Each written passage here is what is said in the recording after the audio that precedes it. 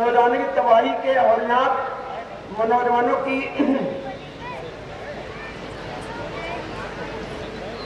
السلام علیکم ورحمۃ اللہ وبرکاتہ۔ بسم اللہ الرحمن الرحیم، الحمد للہ رب العالمین، والصلاة والسلام علی خاتم النبیین والمرسلین، رب اشرح لی صدری ویسر لی امری واحلل عقدۃ من لسانی یفقهوا قولی۔ وقال عز وجل فی القرآن المجید اعوذ باللہ من الشیطان الرجیم بسم اللہ الرحمن الرحیم، والعصر ان الانسان لفی خسر الا الذین آمنوا وعملوا الصالحات وتواصوا بالحق وتواصوا بالصبر، اما بعد۔ تمام تعریفیں اس اللہ عز و جل کے لائق و زیبا ہیں جو تمام جہانوں کا بنانے والا اور اسے پالنے والا ہے، اور درود و سلام اس کے آخری نبی محمد صلی اللہ علیہ وسلم پر، اسٹیج پر موجود ذمہ داران، علماء اکرام اور میری ماں اور بہنوں اور بھائیوں۔ آج جو عنوان، جو ٹاپک مجھے دیا گیا ہے وہ یہ ہے کہ مسلم نوجوان یا نوجوانوں کی گمراہیاں کیا اسباب ہیں اس کے، اور اس کا کیا علاج ہے۔ مطلب نوجوان جو ان کا بگاڑ ہے، بگاڑ کے ریزنز کیا ہے، وجوہات کیا ہے، اور اس کا حل کیا ہے۔ انشاءاللہ العزیز اپنی تقریر کے بیچ میں جہاں جہاں وجوہات میں رکھنے کی کوشش کروں گا، اسی وجہ کے ساتھ انشاءاللہ اس کا حل بھی انشاءاللہ وہیں پیش کرنے کی جو ہے کوشش کروں گا۔ تو عنوان الگ سے نہیں ہوگا کہ برائیاں کیا ہے اور اس کا حل کیا ہے، اور برائیاں کیا ہے اور اس کا حل کیا ہے، انشاءاللہ عزیز ہم ساتھ ساتھ دیکھنے کی جو ہے کوشش کریں گے۔ سب سے پہلی چیز تو یہ سمجھنا ضروری ہے، اور الحمدللہ میں جن لوگوں کو اپنے سامنے دیکھ رہا ہوں اس میں سے اکثر لوگ وہ جن کے بال ابھی بھی سفید ہے، اور داڑھی کے بال بھی الحمدللہ سفید ہے، اس لیے کہ عموماً سر کے مقابلے میں داڑھی کے بال جلدی سفید ہوتے ہیں۔ تو ایسے لوگوں کو میں زیادہ تعداد میں پاتا ہوں جو الحمدللہ جوان ہے، نوجوان ہے، یوتھ ہے، ینگ ایج سے گزر رہے ہیں، ٹھیک ہے، اور اس کے لیے کوئی عالم، کوئی فاضل، کوئی دانشور، کوئی علامہ ہونے کی ضرورت نہیں ہوتی ہے کہ جو شخص کسی قوم کے نوجوانوں کو دیکھے اور اس کے بعد اس قوم کا انجام کیا ہونے والا ہے اس کے تعلق سے بات نہ کر سکے۔ مطلب کوئی بھی انسان جو سادہ سیدھا انسان ہو، جو تھوڑا بہت بھی علم رکھتا ہو، کسی قوم کے نوجوانوں کو دیکھ کر وہ اس کا فیوچر، اس کا مستقبل بتا سکتا ہے کہ یہ قوم آگے کیا کرنے والی ہے، جس کے لیے اس کو بہت بڑا علامہ ہونا اور تو مفکر ہونے کی ضرورت نہیں پڑتی ہے۔ مطلب کسی قوم کے اگر نوجوان کا اگر سدھرے ہوئے ہیں، ان کے اندر اصلاحی پہلو ہے، تو اس قوم کا مستقبل روشن ہے، یاد رکھیے، چمکنے والا ہے۔ اور جس قوم کا نوجوان بگڑ جاتا ہے، یاد رکھیے،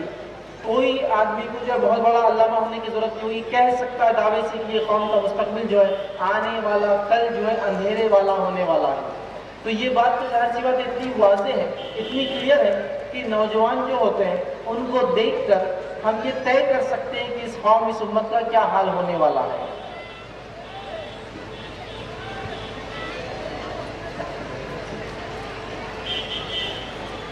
تو بہرحال اس کے لیے بہت زیادہ کوئی علم کی ضرورت نہیں، نوجوانوں کے حالات کو دیکھ کر کوئی بھی انسان بتا سکتا ہے کہ اس قوم کا مستقبل کیا ہے، فیوچر کیا ہونے والا ہے، ٹھیک۔ اور ہم دنیا کے حالات سے بھی اگر دیکھیں تو کسی چوراہے پر، کسی نکڑ پر اگر 10-20 نوجوان اگر جمع ہو جاتے ہیں، 10-20 نوجوان اکٹھا ہو جاتے ہیں، تو محلے والے بھی پریشان ہو جاتے ہیں کہ یہ نوجوان کیوں جمع ہوئے۔ پرشاسن بھی سوچنے لگتا ہے کہ یہ یوتھ سے نوجوان کیوں جمع ہوئے۔ بتانے کا مقصد یہ ہے کہ نوجوانوں میں کیا صلاحیت ہے، وہ کیا کر سکتے ہیں، یہ ہر کوئی جانتا ہے، ہر کوئی جانتا ہے کہ چند نوجوان اگر جمع ہو جائے تو لوگ فکر مند ہو جاتے ہیں کہ کیوں جمع ہوئے، کس مقصد سے جمع ہوئے، کیا ان کا جمع ہونا کوئی خیر کے پہلو سے ہے یا کسی شر کے پہلو سے جمع ہوئے، اس لیے کہ یہ کچھ کرنے کی صلاحیت رکھتے ہیں، ہے نا۔ اور اگر کسی علاقے میں، میں کسی کو برا نہیں کہہ رہا ہوں، ہمارے بزرگوں کو بالکل برا نہیں کہہ رہا ہوں، لیکن مثال دینے کے، اگر کئی بوڑھے لوگ بھی جمع ہو جائیں تو لوگ کہتے ہیں ہاں کچھ وظیفہ یاب لوگوں کا کوئی پروگرام ہوگا، لوگ جمع ہو رہے ہیں، آ رہے ہیں بیچارے، جمع ہو کر بیٹھ رہے ہوں گے، کچھ بات چیت کر رہے ہوں گے، کسی کو کوئی خاص فکر نہیں ہوتی۔ تو آپ دیکھیے نوجوانوں کی کیا اہمیت ہے، یہ دنیا بھی جانتی ہے اور دنیا اس کی گواہی دیتی ہے۔ ایک شخص جو بوڑھا ہو چکا ہے، اور وہ راستے سے گزرتا ہے، محلے میں کچھ لوگ کھڑے ہوتے ہیں، کوئی شخص پوچھتا ہے کہ آپ جانتے ہیں یہ کون ہے؟ وہ کہتے نہیں ہم نہیں جانتے، پھر کچھ لوگ کہتے ہیں ارے یہ اپنے زمانے کے کمشنر رہ چکے ہیں، کلیکٹر رہ چکے ہیں، بڑے آفیسر رہ چکے ہیں، یہ رہ چکے ہیں، وہ رہ چکے ہیں. وہ کہتے اچھا ٹھیک، مطلب ایک انسان جب بوڑھا ہو جاتا ہے اور وہ اپنی زندگی میں کیا کچھ اتنا ہی بڑا آدمی رہا ہوتا ہے اس کو نہیں پہچانتے، لیکن ایک شرارتی اور نٹکھٹ نوجوان جو کسی محلے میں ہوتا ہے 10 محلے تک اس کا چرچا ہوتا ہے کہ ارے بہت نوجوان شرارتی ہے، بڑا وہ جو ہے یہ کرتا ہے، بڑی شرارتیں اس کے اندر ہے. تو گویا جوانی میں کچھ کرنے کی صلاحیت ہوتی ہے، یاد رکھیے اس صلاحیت کو دنیا سمجھتی اور دنیا جانتی ہے. یہ بڑی افسوس کی بات ہے امت مسلمہ اور اس کا نوجوان اپنی صلاحیتوں کو، جو کارنامے اس کو اس دنیا میں کرنا چاہیے تھے، بھول چکا ہے. اسی لیے میں نے اپنے اس لیکچر کی شروعات سورۃ العصر سے کی، جس میں اللہ رب العزت نے گزرتے ہوئے زمانے کی قسم کھا کر کہا کہ انسان سارے گھاٹے اور خسارے میں، یہ جو وقت اور سمے اور زمانہ نوجوانوں تمہیں ملا ہے یہ گزرنے کے بعد لوٹ کر نہیں آئے گا. اور زندگی گزرنے کے بعد، بال سفید ہونے کے بعد، جبکہ حکومتیں اور لوگ اور ڈپارٹمنٹس بھی یہ کہتے ہیں کہ آدمی اب کام کرنا رہا، جاب چھوڑ کر ریٹائر ہو جائے، اس عمر میں اگر ہم یہ سوچ رہے ہیں کہ تب جا کے دیندار بنیں گے تو اللہ کو ایسی دینداری کی ضرورت نہیں ہے. جب دنیا کہہ رہی ہے آپ ہمارے کام کے لیے، اب آپ کہہ رہے ہیں میں اللہ کے لیے اپنی زندگی کو لگا دیتا ہوں. اس بات کو ہم سمجھ لیں. یقیناً بڑھاپے کی عبادت استغفار بڑا اہم ہے، وہ ایک الگ بات ہے، لیکن ساری جوانی کو ہم برباد کریں اور اللہ کی نافرمانیوں میں گزاریں اور پھر یہ طے کریں کہ ارلی ریٹائرمنٹ لے کے حج کو جا کر پھر چہرہ رکھ کر پھر نیکی کروں گا، تو پھر یہ چلنے والا نہیں ہے. جب دنیا نے یہ کہہ دیا کہ ہم کو آپ کی ضرورت نہیں ہے، اب آپ کہہ رہے اللہ تعالیٰ میں تیرے لیے ریڈی ہوں اور تیرے دین کے لیے لگ جاتا ہوں. سمجھ رہا؟ تو جوانی بڑی اہم چیز ہے. نبی اکرم صلی اللہ علیہ وسلم نے، دین اسلام نے، شریعت نے نوجوانوں کی ہر پہلو میں، ہر موڑ پر رہنمائی کی. یاد رکھی یہ دین کی یہ خصوصیت ہے، یہ دین ہر فرد کو وہ دیتا ہے جو اس کو چاہیے. اگر وہ بچہ ہے تو اس کی تربیت کا درس بتاتا ہے. سمجھ رہے آپ؟ اگر وہ نوجوان ہے تو اس کو کیا کرنا ہے اس کی ذمہ داریاں سمجھاتا ہے. اگر وہ نوجوانی کے مرحلے سے گزر کے اپنی عمر میں آگے بڑھا اس کو بتاتا ہے کیا کیا کرنا ہے. انسان اگر بوڑھا ہے تو اس کو کیا کرنا ہے بتاتا ہے. شادی بیاہ اولاد کی پیدائش تمام چیزوں میں رہنمائی کرتا ہے. تو کیا اس دین اور شریعت نے کیا نوجوانوں کی رہنمائی نہ کی ہوگی؟ یہ بات میں کیوں کہہ رہا ہوں؟ نوجوانوں کو، یوتھس کو آج کیا ایسا لگتا ہے ان کی اسلام میں کوئی رہنمائی نہیں کی گئی ہے، نہ ان کی تعلیم کے طور پر، نہ ان کی تربیت کے اعتبار سے، نہ وہ کیا کمائیں گے اس معاملے میں، نہ شادی بیاہ کے طور سے. لہٰذا وہ یہ سوچتے ہیں اور یہ مینٹالٹی ڈیولپ ہو گئی ان کی کہ اسلام میں ہمارے اس مسئلے کا حل نہیں ہے. لہٰذا جوانی کو یہ کہتے ہیں کہ اپنے من مطابق گزاریں گے اور پھر اس کے بعد کے مرحلے میں اسلام گائیڈ کرتا ہے. لہٰذا پھر بڑھاپے کو اسلام کے مطابق گزارنے کی کوشش کریں گے. نہیں نوجوانوں، آئیے نبی اکرم صلی اللہ علیہ وسلم کی سیرت دیکھتے ہیں. نبی اکرم صلی اللہ علیہ وسلم نے نوجوانوں کو اتنی رہنمائی کی، اتنی رہنمائی کی جس کی کوئی انتہا نہیں. آئیے نبی اکرم صلی اللہ علیہ وسلم نوجوانوں کو کیا کہتے ہیں سنیے. مسند احمد کی روایت ہے، آپ نے فرمایا اور کہا اللہ تعالیٰ اس نوجوان کو پسند فرماتا ہے جس میں کم عمری کی نادانی نہ پائی جاتی ہو. اللہ تعالیٰ اس نوجوان کو پسند کرتا ہے جس میں کم عمری کی نادانی نہ پائی جاتی ہو. بات کو آپ سمجھ رہے ہیں؟ کم عمری کی نادانیاں جس میں انسان خطا اور غلطیاں کرتا ہے. آج کتنے ہی والدین اپنے بچوں سے پریشان ہیں، لاکھ تربیت کے بعد بھی وہی غلطیاں کرتے اور خطائیں کرتے ہیں جن سے وہ پریشان ہیں.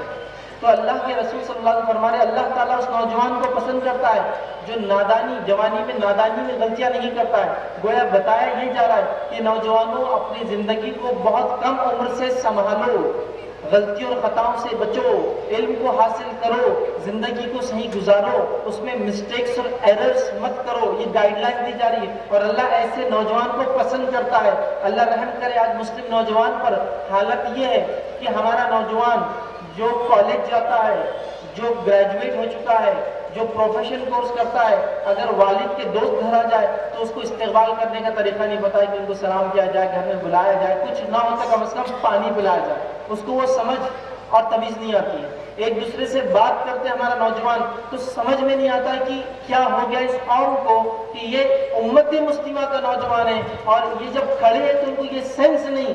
یہ ان کو یہ طریقہ اور سلیقہ نہیں ہے کہ بات کیسے کی جائے، جمع ہونے کے ادب کیا ہے، کسی گھر کے پاس کھڑے ہو تو کس طرح سے بات کی جائے، لوگوں کو مطلب میں کہوں گا نا کیا کیا چیزوں میں جو ہے تعلیم و تربیت دی جائے، سمجھ میں نہیں آتا ہے. اگر نوجوان ایسے ہو جائیں گے تو پھر آنے والا مستقبل کیسا ہوگا مجھے زیادہ بتانے کی ضرورت نہیں ہے. اگر آپ میں سے کچھ لوگ ماہر ڈرائیور ہوں گے، گاڑی ڈرائیو کرتے ہیں، گاڑی چلانا اگر آپ کو آتی ہے اور اگر آپ مہارت رکھتے ہو تو اگر آگے والی گاڑی اگر سڑک پر چلتی ہے اور چلنے میں اس کے چال میں تھوڑا سا فرق آتا ہے تو پیچھے بیٹھا ہوا ڈرائیور آگے کی گاڑی کے بارے میں یہیں سے بولتا ہے کہ کوئی نوسکھیا چلا رہا ہے، نیا آدمی، اس گاڑی چلانے والے کی غلطیوں کو دیکھ کر یہ تک بتا سکتا ہے کہ پرفیکٹ ڈرائیور کی آگے چلانے والا مرد نہیں کو عورت چلا رہی ہے گاڑی، کیونکہ گاڑی کی چال ڈیفائن کرتی ہے اس کا ڈرائیور کون ہے۔ تو میں وہی کہتا ہوں نوجوانوں، تمہاری چال ڈیفائن کرتی ہے قوم کا حل کیا ہوگا اور کہاں یہ قوم جا رہی ہے۔ آج مسلم چند نوجوان جمع ہو جائے تو پہچانے جاتے ہیں کہ ہم مسلم نوجوان کھڑے ہوئے تھے، کیسے اس سے کہ بہت اچھی خوشبو لگاتے تھے، خوشبو سے لوگ پہچان لیتے، اس لیے کہ جو پان کھا کر تھوک کر جاتے تو پتہ چلتا ہے 4-5 جمع ہوئے تھے، سمجھ رہے بات؟ یہاں جمع ہوئے تھے اس لیے لال ہو گیا پورا علاقہ، میرے اچھے خاصے گھر پہ انہوں نے جو ہے تھوک دیا، فلاں جگہ کھڑے ہوتے یہ کام کیا، سگریٹ بیڑی پیتے تو یہ کرتے ہیں، میرے گھر کے سامنے کھڑے ہوتے اتنا ہارن مارتے ہیں کہ پریشان ہو کے بولنا پڑتا ہے کہ یہ کیا کر رہے ہو تم لوگ، اتنا چیختے اور چلاتے ہیں جس کی کوئی انتہا نہیں، گاڑیاں چلاتے ہیں تو ایسی چلاتے ہیں کہ سمجھتے سڑک پہ ان کے علاوہ کوئی اور چلانے والا نہیں ہے۔ تو یہ چال سے پیچھے سے پہچانا جا سکتا ہے اس قوم کا مستقبل کیسا ہونے والا ہے، اس قوم کا مستقبل کیسا ہونے والا ہے، کیونکہ اس سے پہلے قومیں گزری ہے، ہمارے ایسے اسلاف گزرے ہیں جنہوں نے کم عمروں میں ایسے کارنامے انجام دیے جس کی کوئی انتہا نہیں۔ انشاءاللہ وہ چند کارنامے انشاءاللہ 4 شخصیتوں کے ضرور میں رکھوں گا تاکہ میں بتاؤں نوجوانوں کیا اہمیت ہے۔ اور میں یہ دعویٰ کرتا ہوں ہر جگہ جاتا ہوں، اس بستی کے، آپ جس بستی میں کانپور میں ہیں، اس بستی کے چند نوجوان یہ بیڑا اٹھا لے کہ ہم کو دعوت و تبلیغ، اصلاح معاشرہ، خدمت خلق، کتنے شعبے ہیں انسانیت کے لیے جو فلاح کے لیے، کامیابی کے لیے ہو سکتے ہیں، مسلمانوں کی اصلاح کے لیے ہو سکتے ہیں، تعلیم اور تربیت ایجوکیشن کے لیے ہو سکتے ہیں، چند نوجوان بیڑا اٹھا لے تو صرف آپ کی اس کانپور بستی کے لیے نہیں، میں یہ دعویٰ کرتا ہوں کہ پورے اس ملک کے لیے کافی ہو جائے۔ ان کی وہ تحریک، ان کا وہ جذبہ اگر وہ صحیح نہج پر، صحیح منہج کے ساتھ طریقہ کار اختیار کر کے کام کرے تو صرف اس بستی کے لیے نہیں پورے ملک کے لیے کافی ہو سکتے ہیں۔ اور انسانیت کو آپ کی ضرورت ہے، میں یہ نہیں کہہ رہا ہوں مسلمانوں کو آپ کی ضرورت ہے، انسانیت کو آپ کی ضرورت ہے۔ اور آپ لوگ جو کتاب و سنت کے ماننے والے ہیں، ایک تو نوجوان اہمیت کہاں ملے، چاہے وہ کسی بھی مذہب کا ہو، اس پر مسلم نوجوان اس سے اہمیت کہاں ملے، کیونکہ اس کا دین اور ایک دھرم اور ایک شریعت ہے، یاد رکھیے اللہ نے، اور اس پر جو کتاب و سنت کو ماننے والا نوجوان ہے یہ سب سے اہم ہے۔ اس لیے کہ ہمارا دعویٰ ہے کہ کتاب و سنت کی صحیح سمجھ ہمارے پاس ہے تو ہمارے نوجوانوں کو اس سمجھ کے مطابق اپنے زندگیوں کو بدلنا بے انتہا ضروری ہے۔ اگر کسی نوجوان پہ ذمہ داری ہے، کسی پر کوئی بیڑا ہے، وہ آپ ہے۔ آپ جو کتاب و سنت کی صحیح سمجھ رکھتے ہو، آپ جو سلفیت سے تعلق رکھتے ہو، آپ جو اہل حدیث سے تعلق رکھتے ہو، آپ کے پاس صحیح منہج ہے، اگر آپ نہیں بگاڑ رہا تو پھر میں نہیں سمجھتا ہوں کسی اور نوجوان سے کوئی توقع کی جا سکتی ہے کہ وہ کچھ کر پائے، اس لیے کہ آپ کے پاس جو کتاب و سنت کا سرمایہ ہے اور اس کی سمجھ ہے یہ دنیا میں کسی کے پاس نہیں ہے۔ تو نوجوانوں اٹھو،